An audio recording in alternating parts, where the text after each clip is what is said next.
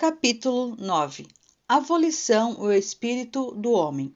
É necessário agora vermos nas Escrituras a verdadeira maneira mediante a qual Deus opera no cristão, fazendo distinção da forma como Satanás e seus espíritos malignos operam. O princípio de cooperação com Deus e não o seu controle passivo deve ser plenamente compreendido não apenas como base para a libertação do engano e possessão, mas também como base para a batalha de que trataremos no próximo capítulo.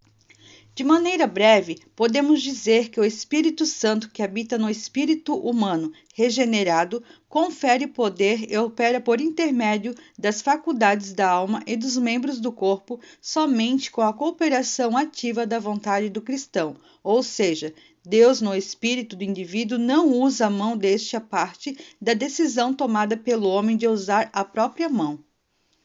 Cooperação com Deus não significa a operação automatizada. Ao afirmar a sua eficácia que opera eficientemente em mim, Colossenses 1:29, Paulo havia dito primeiro, me afadigo, esforçando-me o mais possível.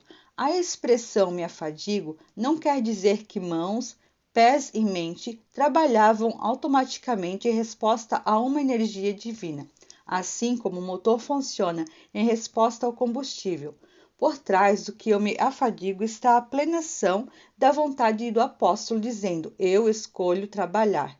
E enquanto eu me afadigo, o poder e a energia de Deus energizam-me para trabalhar, de modo que sou eu que vivo, me movo e trabalho. E mesmo assim, não sou eu quem vive, mas Cristo.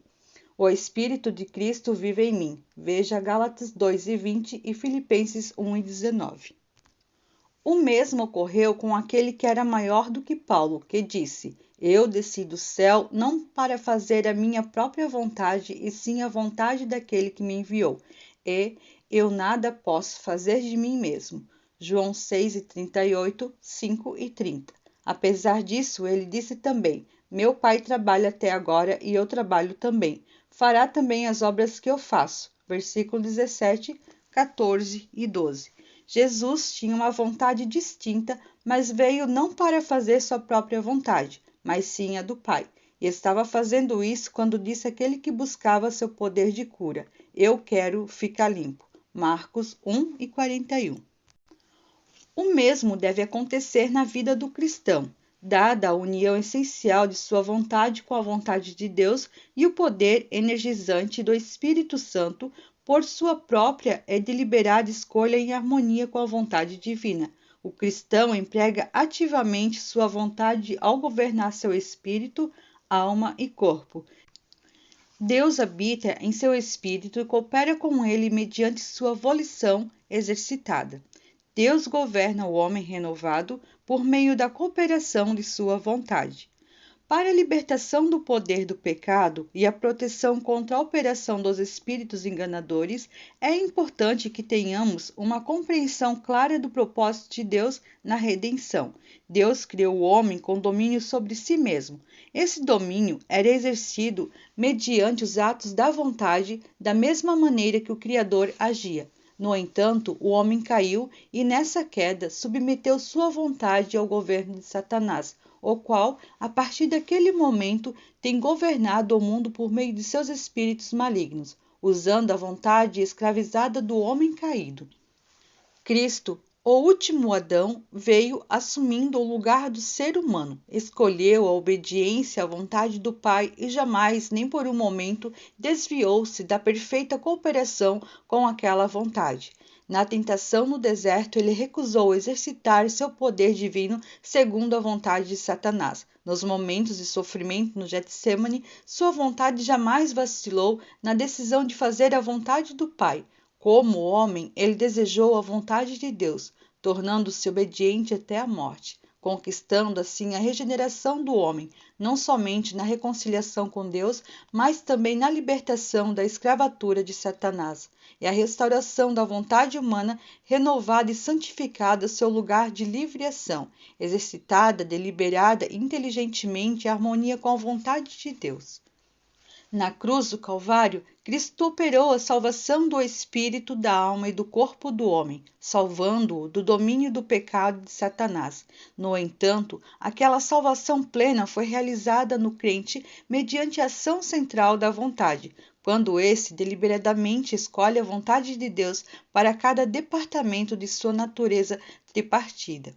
A vontade do homem unida à vontade de Deus, tendo assim o poder energizante de Deus operando em sua volição, deve governar seu próprio espírito. Provérbios 25, 28, 1 Coríntios 14, 32.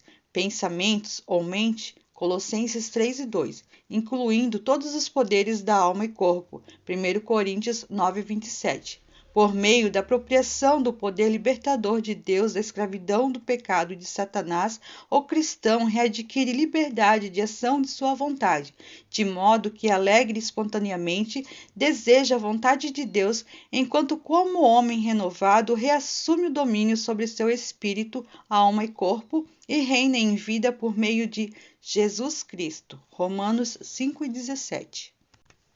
O homem natural, porém, não alcança esse estágio de renovação e libertação de sua vontade sem primeiro conhecer a regeneração de seu espírito. Deus não está presente no homem caído até o momento de seu novo nascimento. Efésios 2:12, 3:16, João 3:5 a 8. Ele precisa ser nascido de Deus. A própria necessidade dessa regeneração declara a não existência da vida divina nele anteriormente. Depois de tal geração, é necessário entender que o homem regenerado, via de regra, não se torna imediatamente um homem espiritual, isto é, um homem totalmente dominado pelo espírito e que ande nele. O homem natural versus o homem espiritual. A princípio, o homem regenerado é apenas um bebê em Cristo, manifestando muitas das características do homem natural, como inveja, contenda, etc., até que reconhece a necessidade de uma recepção mais plena do Espírito Santo para habitar em seu espírito regenerado, fazendo dele o seu santuário.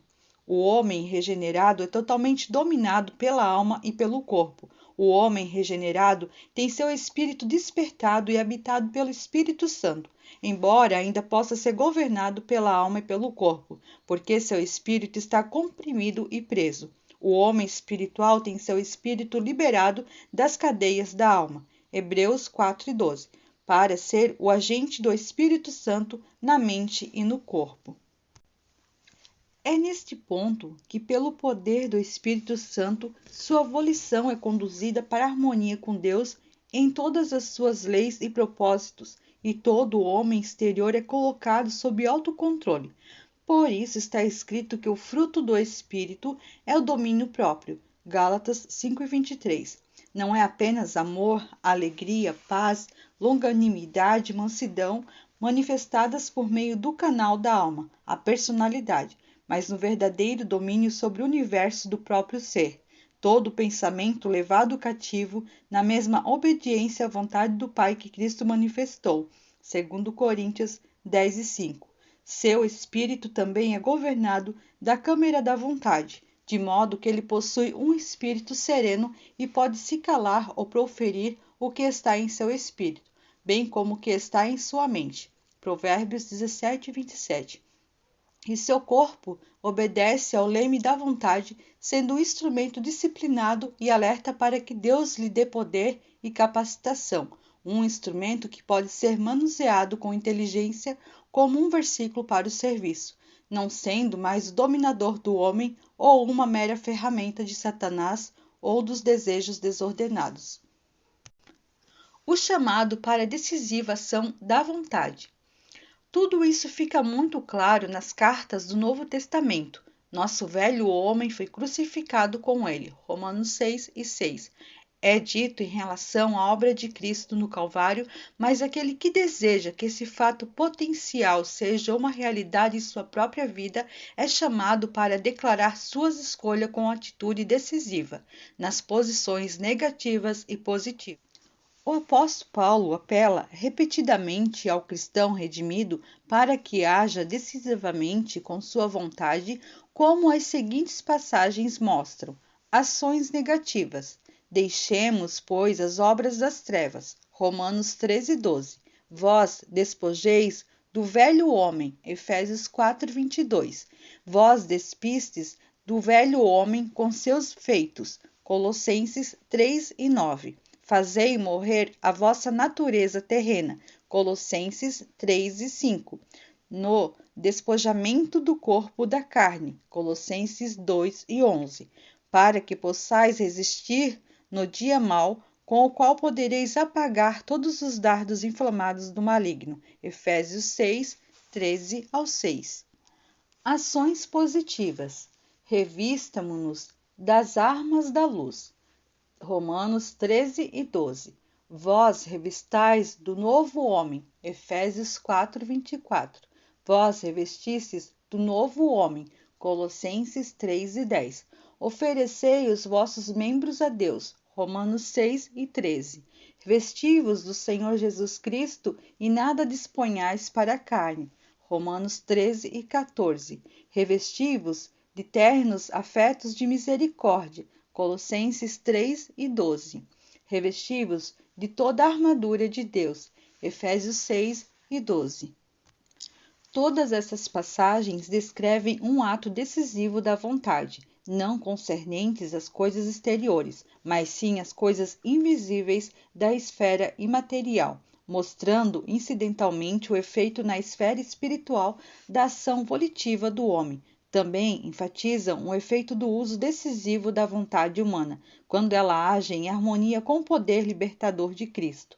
Cristo realizou sua obra na cruz do Calvário, mas essa obra é aplicada de fato mediante a ação da vontade do crente, agindo como se ele próprio tivesse poder para expulsar as obras invisíveis das trevas, encontrando com essa ação de sua vontade a cooperação do Espírito de Deus, efetivando a expulsão. Ao salvar o indivíduo, Deus o chama para uma obra de cooperação, a fim de desenvolver sua própria salvação. Filipenses 2, 12-15. Pois é Deus quem opera com ele e nele, capacitando-o a desejar e fazer aquilo que o agrada. Deus chama o indivíduo para cooperar em sua própria salvação. Na hora de sua regeneração, Deus dá ao indivíduo a liberdade de vontade de governar sobre si próprio, ao andar em comunhão com Deus. Por meio dessa restauração da vontade em escolher Deus, Satanás perde seu poder. Satanás é o Deus deste mundo e governa por meio da vontade de homens escravizados por ele, escravizados não apenas direta, mas também indiretamente, por incitá-los a escravizarem uns aos outros e a cobiçar o poder de influência, quando deveriam trabalhar com Deus na restauração de todo o homem à liberdade de sua volição pessoal e ao poder de escolher fazer o certo porque é certo, obtido para eles no Calvário. Nesse sentido, podemos ver a obra dos dominadores deste mundo tenebroso na esfera onde governam, diretamente na atmosfera da influência, indiretamente por meio dos homens, em sugestão hipnótica, leitura do pensamento, controle da vontade e outras formas de força invisível, às vezes usadas supostamente para o bem dos outros. O perigo de todas as formas de cura por sugestão e todos os métodos relacionados de buscar beneficiar homens por meios físicos ou mentais reside no fato deles causarem a passividade da vontade e dos poderes mentais, deixando-os abertos para a influência satânica posterior. O direito do cristão de decisão da vontade. A libertação da vontade de sua condição passiva e do controle do príncipe deste mundo ocorre quando o cristão reconhece seu direito de escolha e deliberadamente começa a colocar sua vontade ao lado de Deus e assim escolhe a vontade dele. Até que a vontade seja totalmente liberada para a ação, é útil que o indivíduo reafirme sua decisão com frequência por dizer: eu escolho a vontade de Deus e rejeito a vontade de Satanás.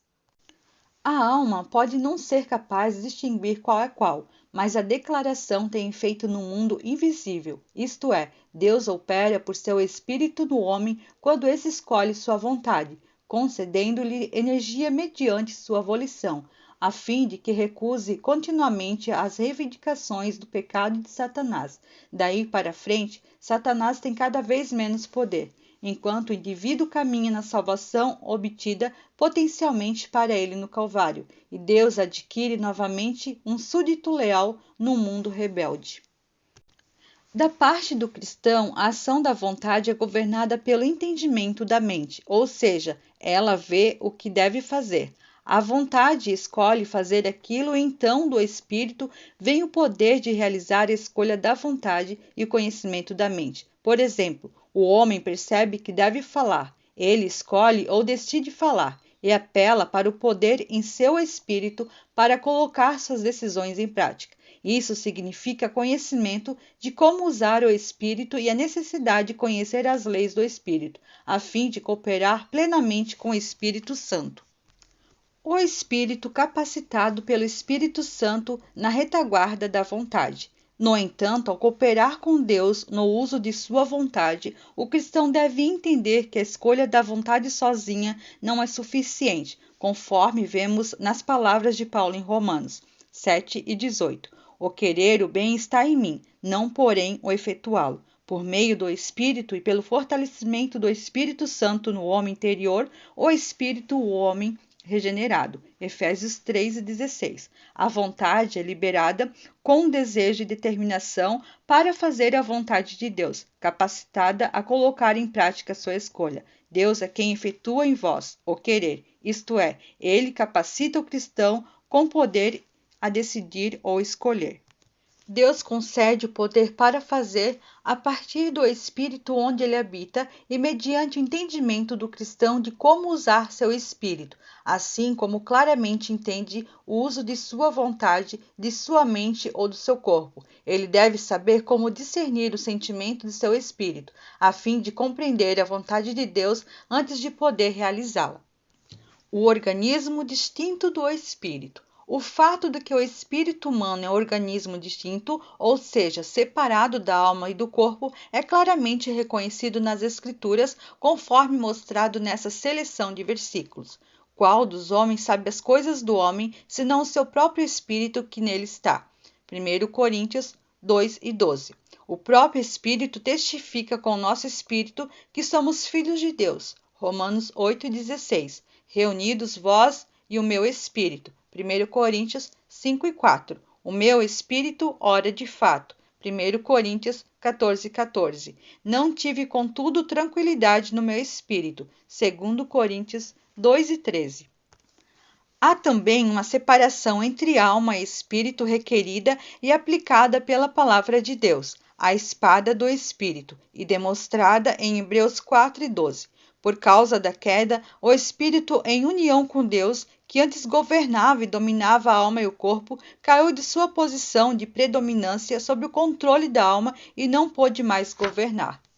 O novo nascimento, qual o Senhor disse a Nicodemos ser necessário para todo homem, ocorre a regeneração do espírito caído. O que é nascido do espírito é espírito. João 3:6. Porém, dentro de vós espírito novo. Ezequiel 36:26. E por meio da apreensão da morte da velha criação com Cristo, conforme mostrado em Romanos 6:6, o novo espírito é libertado, separado da alma e unido ao Senhor ressurreto. Vós morrestes relativamente à lei, para pertencerdes a outro. Estamos mortos, de modo que servimos em novidade de espírito. Romanos 7, 4-6. Portanto, a vida do cristão é o andar no Espírito, meditando nas coisas do Espírito. Romanos 8, 4 e 5. Na versão de Almeida, a palavra Espírito aparece com letra maiúscula, denotando o Espírito de Deus, não com minúscula como se referindo ao espírito humano, pois o cristão só pode andar no Espírito. Se o Espírito de Deus habitar nele, versos 9, é o Espírito Santo que leva o espírito do crente à posição de governo sobre a alma e o corpo, a carne no sentido ético e físico, unindo-o ao Senhor ressurreto e tornando-o um espírito com ele. 1 Coríntios 6:17. O ponto importante a ser notado é que o cristão mantém o controle volitivo sobre seu próprio espírito e, por meio da ignorância, ele pode privar seu espírito da cooperação com o Espírito Santo e, por assim dizer, começar a andar na alma ou na carne. involuntariamente. Portanto, uma vontade sujeita à vontade de Deus não é garantia de se estar fazendo a vontade divina. O indivíduo precisa entender qual é a vontade do Senhor, Efésios 5,17, e para cumpri-la, buscar encher seu espírito até sua plena capacidade. O conhecimento de que o Espírito de Deus veio habitar no templo do Espírito não é garantia suficiente de que o cristão continuará a andar no Espírito sem satisfazer as concupiscências da carne. Gálatas 5,16. Se ele vive no Espírito, deve aprender como andar no Espírito. Para isso, deve entender como combinar e comparar coisas espirituais com espirituais. 1 Coríntios 2:13. De modo a interpretar corretamente as coisas do Espírito de Deus, exercitando a faculdade do Espírito pela qual é capaz de examinar todas as coisas e discernir a mente do Senhor. Esse cristão deve saber como andar no Espírito de modo a não sufocar suas ações, movimentos e intenções movidas ou exercidas pelo Espírito de Deus, cultivando sua força pelo uso de modo a se tornar forte em espírito. Lucas 1:80, e um homem verdadeiramente espiritual e maduro na Igreja de Deus. 1 Coríntios 2:6, Hebreus 6:1. Como os cristãos ignoram o espírito humano? Muitos cristãos não estão totalmente cônscios de que têm um espírito ou então imaginam que toda experiência que ocorre na esfera dos seus sentidos é espírito ou espiritual. Quando buscam o batismo do Espírito Santo e tomam consciência de sua habitação interior neles, às vezes pensam que somente o Espírito age neles e que são guiados por ele de modo especial e infalível, com o resultado de que tudo o que ocorre em sua vida interior é necessariamente obra dele. Nesses três casos, o espírito do próprio homem não é levado em conta. No primeiro caso, a vida religiosa do cristão é, posso dizer, espiritualmente mental. Quer dizer, a mente é iluminada e experimenta a verdade espiritual, mas não sabe exatamente o que significa espírito. No segundo caso, o cristão, na verdade, é realmente almático, embora pense que é espiritual. No terceiro caso, o cristão pensa que a habitação do Espírito Santo significa que todo movimento se deve a ele, e assim torna-se especialmente aberto ao engano dos espíritos malignos que imitam o Espírito Santo, porque atribui a ele, sem discriminação, todos os movimentos ou experiências interiores. Nesse caso, o espírito humano entra em ação no seu conhecimento mediante a recepção do Espírito Santo. Os cristãos, porém, precisam entender que o Espírito Santo não age por intermédio deles, como se fossem um canal passível, mas requer que saibam como cooperar com ele em espírito, ou de outra forma, o próprio espírito deles, o espírito humano, pode agir separado do espírito de modo a levá-los a pensar que ele sozinho é a fonte da ação. O espírito humano em cooperação com o Espírito Santo.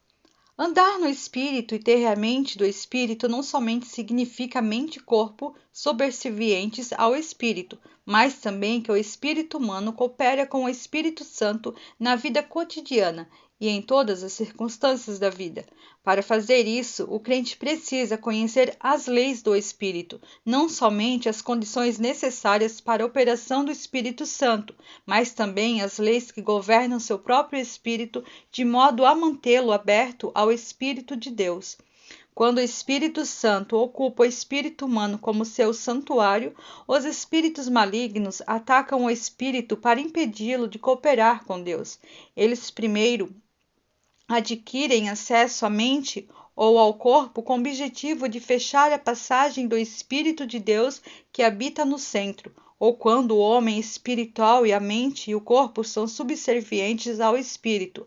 As forças espirituais de Satanás podem entrar em contato direto com o Espírito e então se segue a luta mencionada por Paulo em Efésios 6:12. Se o indivíduo se torna espiritual por meio do batismo do Espírito e mesmo assim ignora as leis do Espírito, principalmente as táticas de Satanás, corre o risco de se submeter a um ataque violento dos espíritos enganadores, pelo qual eles forçam seu espírito a entrar num êxtase ou entusiasmo compulsório. ou forçam-no para baixo, como se fosse um vício. No primeiro caso, ele recebe visões e revelações que parecem divinas, mas depois provam ser provenientes do inimigo, por passarem sem produzir nenhum resultado.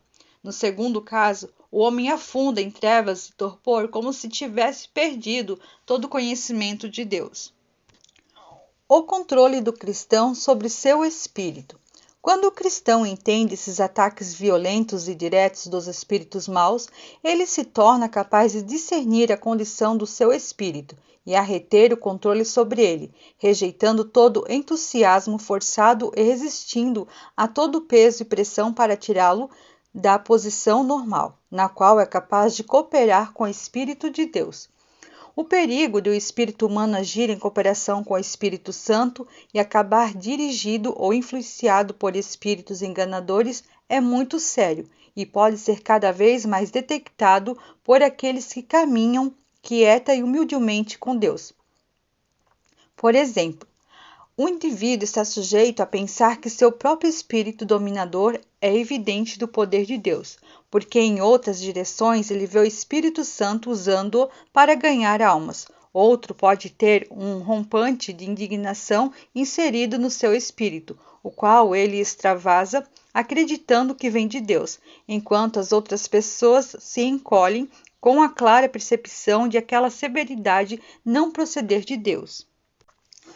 Essa influência de espíritos malignos sobre o espírito humano, imitando as obras divinas ou mesmo as operações do próprio homem, porque ele está cooperando com o Espírito Santo, precisa ser entendida e detectada pelo cristão que busca andar com Deus. Ele precisa saber que, sendo espiritual, seu espírito está aberto para duas forças da esfera espiritual. Se ele acha que somente o Espírito Santo pode influenciá-lo na esfera espiritual, certamente será enganado. Se assim fosse, ele seria infalível, mas precisa vigiar e orar e buscar ter os olhos do seu entendimento iluminados para conhecer as verdadeiras obras de Deus. Algumas leis que governam a verdadeira vida espiritual. Algumas das leis que governam a vida espiritual podem ser sumarizadas como se segue. Primeiro, o cristão deve saber o que é espírito e como dar atenção às exigências do espírito e não sufocá-lo. Por exemplo, surge um peso em seu espírito, mas ele segue em frente com seu trabalho, ignorando a pressão. Acha que o trabalho está duro, mas não tem tempo para investigar a causa, até que, finalmente, o peso se torna insuportável e ele é forçado a parar e ver o que se trata, quando deveria ter dado atenção ao espírito desde o princípio. E numa breve oração, entregue o peso a Deus, recusando toda a pressão proveniente do inimigo. Segundo, deve ser capaz de ler seu espírito e saber imediatamente quando ele está ou não em cooperação com o Espírito Santo, recusando rapidamente todos os ataques que estão tirando seu espírito da posição de comunhão com Deus. Terceiro, deve saber quando seu espírito é tocado pelo veneno dos espíritos do mal, pela injeção, por exemplo, de tristeza, irritação, reclamação, murmuração, culpa, amargura, ciúme, etc. Tudo vindo diretamente do inimigo para o espírito. Deve resistir a toda tristeza, melancolia e murmuração injetadas em seu espírito, pois a vida vitoriosa de um espírito livre significa alegria. Gálatas 5:22. Os cristãos acham que a tristeza tem a ver com a sua disposição e se sujeitam a ela sem um pensamento de resistência ou avaliação das causas. Se lhe perguntassem se o homem com uma forte disposição de roubar deve ser sujeito a isso, responderiam que não. Mesmo assim, sujeitam-se a outras disposições menos claramente erradas, sem questionar. No auge do conflito, quando o cristão percebe que o inimigo está conseguindo alcançar seu espírito com algum desses dardos inflamados, deve saber como orar imediatamente contra o ataque, pedindo a Deus que destrua suas causas. Deve ser notado que esse toque do espírito pelas várias coisas relacionadas acima não é a manifestação das obras da carne. Quando o cristão é quem conhece a vida no espírito, embora caso não sejam reconhecidas, elas alcancem rapidamente a esfera da carne e devem por isso ser tratadas com aguda recusa e resistência. Quarto, ele deve saber quando seu espírito está na posição correta de domínio sobre a alma e o corpo e não ser arrastado além da devida medida pelas exigências do conflito ou do ambiente. Há 3 condições do espírito que o cristão deve ser capaz de discernir e tratar. A. O espírito deprimido, esmagado ou para baixo. B. O espírito em sua posição correta, calmo e controlado. E C. O espírito atraído para além de seu equilíbrio quando fica pesado, arredio ou distraído. Quando o indivíduo anda no espírito e discerne que este está em uma dessas condições, deve saber como elevá-lo quando está deprimido, como verificar o excesso de ação por um calmo ato de sua volição e quando está fora de equilíbrio pelo excesso de agitação ou manipulado pelos inimigos espirituais. Alguma luz sobre a verdadeira direção no espírito. Na direção, o crente deve entender que quando não há ação em seu espírito, ele deve usar sua mente. Sem tudo deve haver o amém no espírito, não há necessidade alguma de se usar o cérebro. No entanto, nem sempre é o espírito quem fala. Há ocasiões em que ele deve ser deixado em suspensão temporária. Em todas as orientações, a mente decide o curso de ação, não somente com base no sentimento do espírito, mas também pela luz na mente. Quando se toma uma decisão, esta é um ato da mente e da vontade, baseada no processo mental de raciocínio ou no sentimento do espírito ou em ambos. Em outras palavras, primeiro, decisão mediante processo mental, raciocínio ou, segundo, decisão baseada no sentimento do espírito, quer dizer movimento, impulso ou restrição. O espírito fica como morto, sem nenhuma resposta. Contração do espírito, abertura do espírito, plenitude do espírito, compreensão do espírito, encargo no espírito, luta no espírito, resistência no espírito. Veja Atos 18:5, 19:21, 20, 22. Deus tem 3 maneiras de comunicar sua vontade aos homens: pela visão da mente, a qual é muito rara e pode ser dada somente a homens espiritualmente maduros como Moisés; pelo entendimento da mente e pela conscientização do espírito, ou seja, pela luz da mente e consciência no espírito. Na verdadeira direção dada por Deus, espírito e mente estão em comum acordo e a inteligência não entra em rebelião contra a liderança do espírito, como com frequência ocorre nas imitações de direção feitas pelos espíritos malignos, quando o indivíduo é compelido a agir em obediência ao que acha que é de Deus, dado de forma sobrenatural, e teme desobedecer. Tudo isso se refere à direção do ponto de vista subjetivo, mas adicionalmente deve-se enfatizar que toda verdadeira direção vinda de Deus está em harmonia com a Bíblia. O entendimento da vontade de Deus pela mente depende de ela estar saturada com o conhecimento da palavra escrita. A verdadeira consciência no Espírito depende de sua união com Cristo por meio da habitação interior do Espírito Santo. A mente jamais deve ser colocada em suspensão temporária. O espírito humano pode ser influenciado pela mente, portanto, o cristão deve manter sua mente pura e imparcial, bem como uma volição imparcial. A passividade pode ser produzida por uma busca por direção espiritual em todas as ocasiões, quando não há ação no espírito. Quando não há movimento ou toque ou direção no espírito, então a mente deve ser usada com base na promessa de Deus. Ensina aos mansos o seu caminho. Salmos 25:9.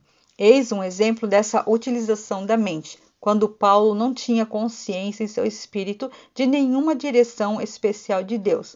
Algo é claramente dado a ele ao escrever aos Coríntios que, em determinada questão, tinha mandamento. 1 Coríntios 7:10. Mas, acerca de outra questão, ele disse: não tenho mandamento do Senhor, porém dou minha opinião. Verso 25. No primeiro caso, ele tinha direção por meio do seu espírito. No outro, ele usou a mente e disse isso de modo claro, de acordo com a sua opinião. Versos 40. Por causa da ignorância, grande número de cristãos andam na alma, ou seja, em sua mente e emoções, e pensa estar andando no espírito. As forças satânicas conhecem muito bem esse fato e usam todas as suas artimanhas para levar o cristão a viver na alma ou no corpo. Às vezes lançando visões na mente ou dando sensações esquisitas de alegria, sensação de bem-estar ao corpo, e o cristão anda após a alma e após o corpo quando segue essas sensações, acreditando que está seguindo o Espírito de Deus. Dependendo das coisas sobrenaturais dadas de fora ou das experiências espirituais na esfera dos sentidos, é preciso verificar a vida espiritual interior por meio do Espírito. Pelas experiências dos sentidos, em vez de viver na verdadeira esfera do Espírito, o cristão é atraído para longe, a fim de viver no homem exterior do seu corpo. E deixando de agir a partir do seu centro, ele é apanhado pelas operações exteriores do sobrenatural em sua circunferência e perde a cooperação interior com Deus. Portanto, o esquema do diabo é fazer o cristão deixar de caminhar no espírito e levá-lo para a esfera da alma e do corpo. Então, o espírito, que é o órgão do Espírito Santo, em conflito contra o inimigo espiritual, é colocado em suspensão temporária e é ignorado, porque o cristão está ocupado com as experiências do sentido. Assim, o espírito fica praticamente fora de ação, seja para direção, poder em serviço ou conflito. A imitação do espírito humano. Os espíritos malignos buscam então criar uma imitação do espírito. Eles fazem isso conseguindo uma base de ação na pessoa, como para produzir outros sentimentos além daqueles criados pelo espírito. Depois que conseguem uma base de ação, eles se fortalecem o bastante para silenciar ou suplantar a verdadeira ação do espírito ou os sentimentos espirituais. Se o cristão ignorar as táticas do inimigo, deixa de lado a verdadeira ação do espírito, ou permite que ela fique fora de uso, e segue a imitação dos sentimentos espirituais, achando que está andando no espírito o tempo todo. Quando cessa a verdadeira ação do espírito, os espíritos malignos sugerem que Deus agora guia o indivíduo por meio da mente renovada, numa tentativa de esconder suas obras e o fato do indivíduo não estar usando seu espírito. Assim, a acessão da cooperação do Espírito com o Espírito Santo e a imitação dos sentimentos espirituais tomam lugar no corpo. Segue-se a imitação da luz na mente, no raciocínio, julgamento, etc. O indivíduo, assim, anda após a mente e o corpo e não após o espírito, com a verdadeira iluminação da mente que procede da plena operação do Espírito Santo. Para interferir ainda mais com o verdadeiro espírito da vida, os espíritos enganadores buscam imitar a ação do espírito em encargo e angústia. Fazem isso primeiro oferecendo o amor divino, fictício à pessoa, o qual é recebido pela faculdade das afeições. Quando as afeições são totalmente controladas pelos enganadores, o senso de amor passa e o homem pensa que perdeu a comunhão e toda a comunhão com Deus. Então, seguem-se sentimentos de constrangimento e de restrição, que se desenvolvem em profundo sofrimento, o qual o cristão pensa que é no espírito e procede de Deus. Ele, então, segue esses sentimentos, chamando-os de angústia no espírito, gemidos no espírito, etc. Enquanto os espíritos enganadores, por meio do sofrimento causados por ele nos afetos, compelem o indivíduo a fazer sua vontade. Toda a consciência física das coisas sobrenaturais e até mesmo a consciência inadequada das coisas naturais deve ser recusada, pois desvia a mente de caminhar no espírito e prepara para seguir as sensações do corpo. A consciência física é também um obstáculo para a concentração contínua da mente. Num cristão espiritual, um ataque da consciência física feito pelo inimigo pode quebrar a concentração da mente e trazer uma nuvem sobre o espírito. O corpo deve ser mantido calmo e sob total controle. Risos excessivos devem ser evitados, bem como toda precipitação que leva a vida física a ponto de dominar a mente e o espírito. Cristãos que desejam ser espirituais e maduros na vida em Deus devem evitar os excessos extravagantes e extremos em todas as coisas. Veja 1 Coríntios 9, 25, 27. Por causa do domínio da parte física do homem, e a ênfase colocada sobre as experiências sobrenaturais no corpo, este é levado a fazer o trabalho do espírito e é forçado a uma posição de proeminência, que esconde o verdadeiro espírito da vida. Ele sente a pressão, sente o conflito e assim torna-se o sentimento em vez do espírito. Os cristãos não percebem de onde vem o sentimento. Se forem questionados sobre de onde os sentimentos estão vindo, não sabem responder. Devem aprender a discernir e saber como discernir os sentimentos do espírito, que não são nem emocionais, da alma, nem físico. Veja, por exemplo, Marcos 8, 12, João 13, 21 e Atos 18, 5. Algumas descrições do espírito. O espírito pode ser comparado à luz elétrica. Se o espírito do homem estiver em contato com o espírito de Deus, está cheio de luz, separado dele só a escuridão. Habitado por ele, o espírito do homem é a lâmpada do Senhor. Provérbios 20, 27. O espírito pode também ser comparado a um elástico. Quando é preso ou pressionado ou esticado, deixa de funcionar ou deixa de ser a fonte de poder e fonte, por assim dizer, da vida.